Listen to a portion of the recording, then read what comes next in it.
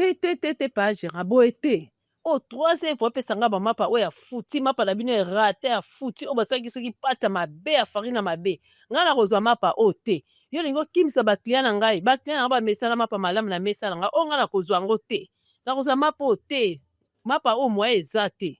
Ya pesa nga na pesa mboka ngo te. Nena kindi babenga kuna do kuna isa yo lokwana. Pitu yo pe tikanga na makelele. Yo ni nango zolanda nga simba ti oyo okutanga na boulangerie yebi te ero nga nazwaka mapa ni nango yo boluka mbongo te nga kosenga nga bokosenga nga mbongo yo kosunga ngai to bamba nga ta quelque chose nga pela bana vimbisa ta na commerce yo kaka kobenda nga oyo yo mbongo na olia mokoni oyo yo mbongo soko ozwi kaka oke korenie nango na basheri na yo boye te tikanga na yebiso tika nga opesa nga kanda kenda kuna kezela nga ya ndako kuna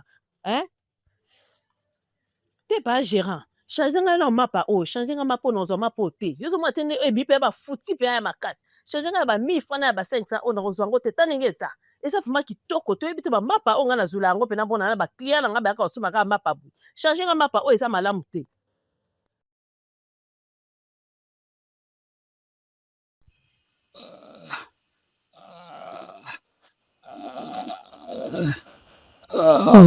Aidez-moi.